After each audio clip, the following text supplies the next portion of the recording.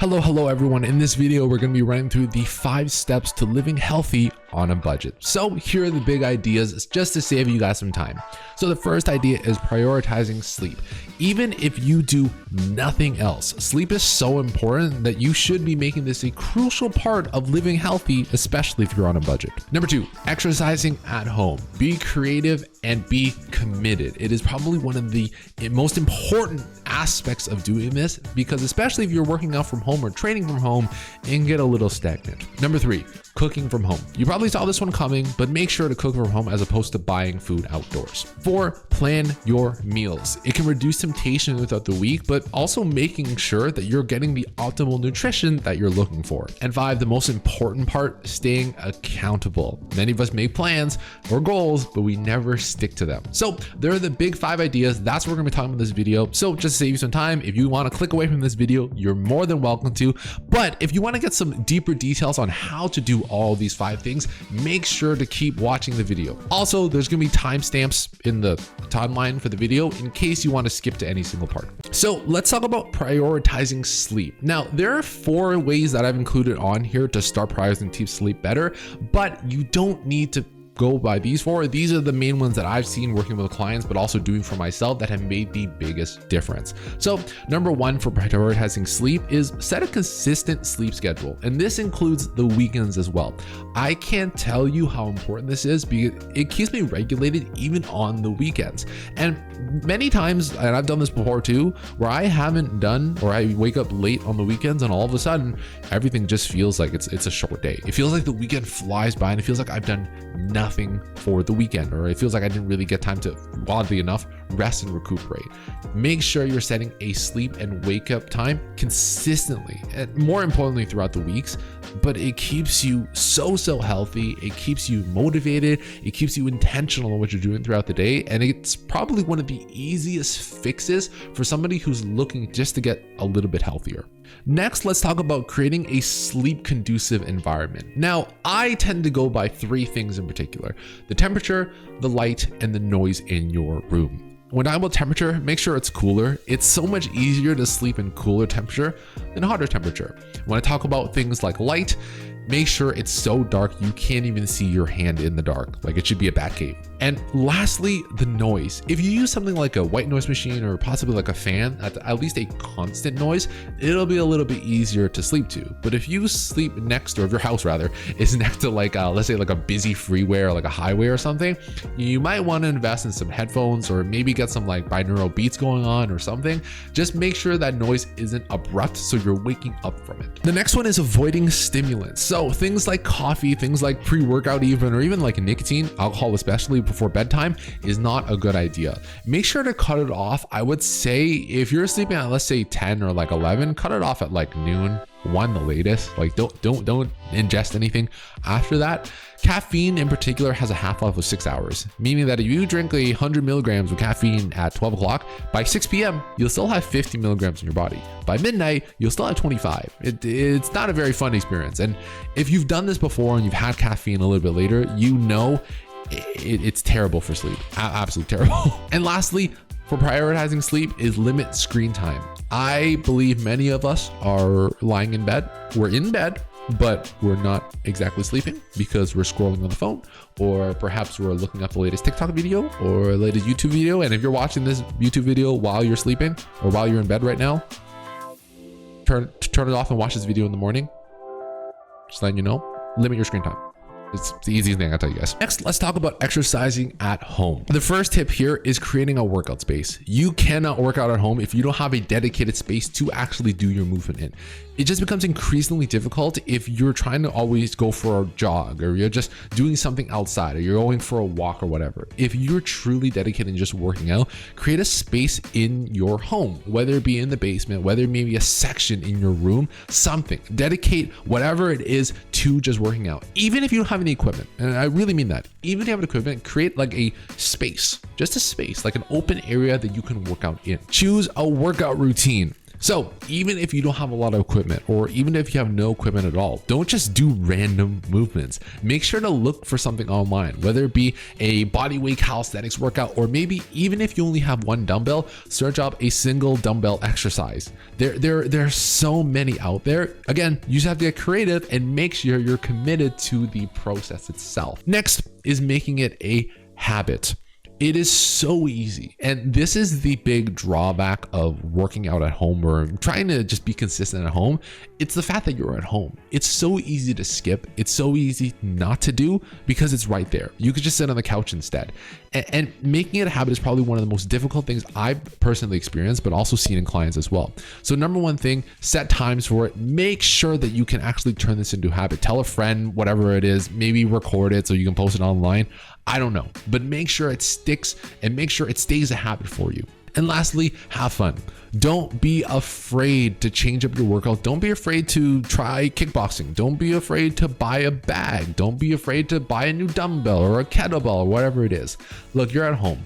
Have fun with it. Really pick out a routine that works for you. It could be a dance workout or a dance routine for all I care. Like, pick something as long as it gets you moving and you have a dedicated space or you can make it a habit, it'll work wonders for you. The next thing is cooking at home.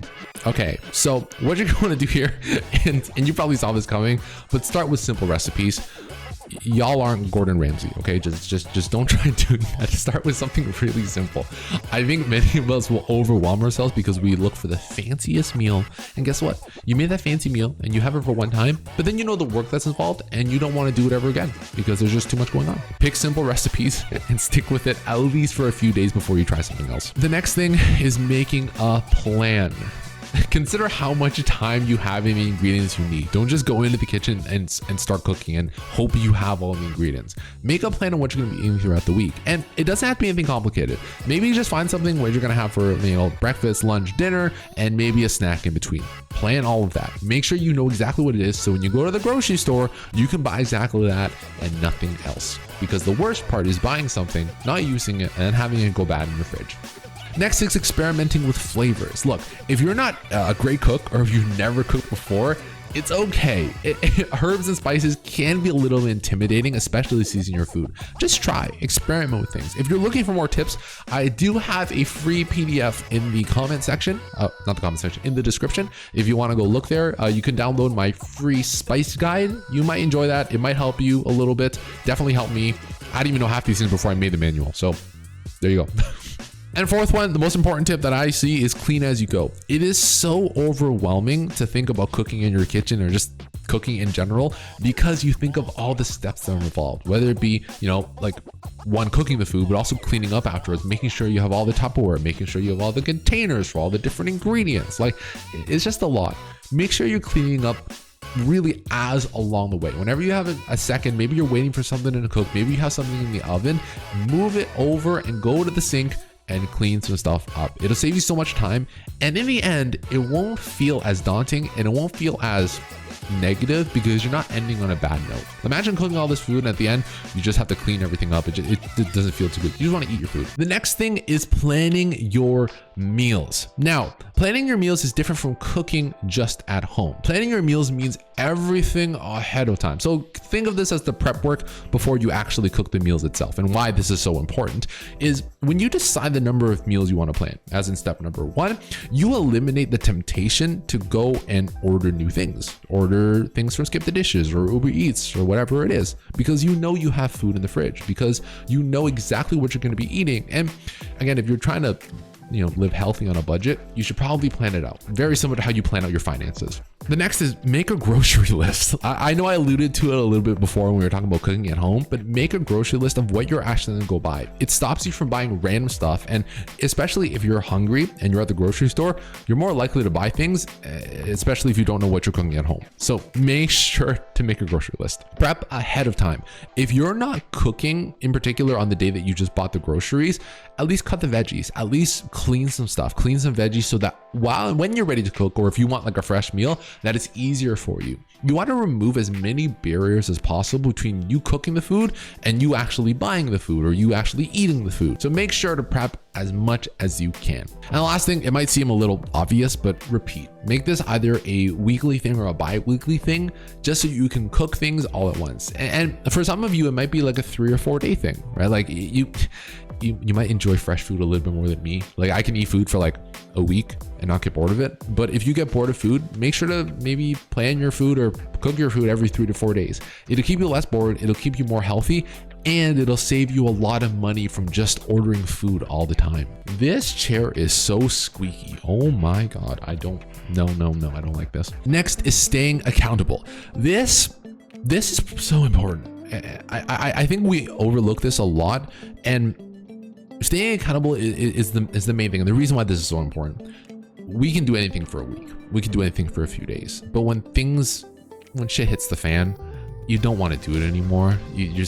Staying accountable is so key to actually making sure you see progress in living healthy on a budget. So let's go through the steps. Number 1 is set specific goals. What is it that you want to achieve? What is the exact thing you want to achieve from this? How much money do you want to save? How healthy do you want to be by a certain time? Don't just arbitrarily live healthy, because you never define what that means. How much money do you want to save? How much money are you putting away for a certain thing? How healthy do you want to get? What is the result you're looking for? What habit do you want at the very end of this? Make sure to get as specific as possible. The second step is sharing your goals. Share your goals with others. So it can be friends or family members. You can put it on social media, but consider just looking for information like a support group, or even just sharing your goals with as many people as possible. The more people you tell, the more likely you're going to stick with it, because it almost feels like you owe it to those people, or you've made yourself accountable to those people. So now you actually have to stick to that goal. If you never tell anybody and it's all in your head, nobody knows you fail. But if somebody out there knows and you know that they know that you can fail, you're less likely to fail. Yeah. Use technology. There are so many apps now and so many tools that can go on your computer that just keep track for you. And don't worry, you don't have to use technology. It could be a calendar and you mark X's on it. I don't care. Use something. Use some type of tool to keep yourself accountable. Make sure you can see it every day. So whether it be like an app on your phone that has a widget you can see on your home screen, or a calendar you put on the wall that you see every single day, find something for yourself to keep yourself accountable. And lastly, be flexible. Be willing to adjust your plan. Not everything is going to go perfect. And in fact, it really never does. You're going to mess up. You're going to splurge here and there. But the key here is to recalibrate. It happens all the time. And I've done it to myself, and you may have done it to yourself as well, where you make this perfect plan, foolproof plan. Then you mess up, and all of a sudden, you don't want to do anymore because you messed up this perfect plan. I guess you're not perfect. Readjust the plan, right? It's going to happen. And guess what? Have those failures accounted for. Have those mistakes accounted for.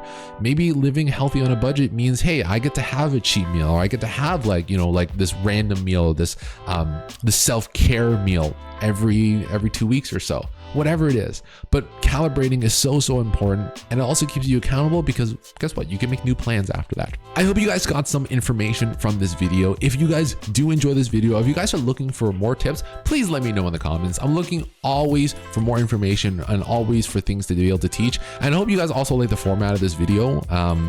Yeah, it's a little new. It's different for me too. Yeah. Outside of that, thanks so much for watching, and I'll see you guys in the next video.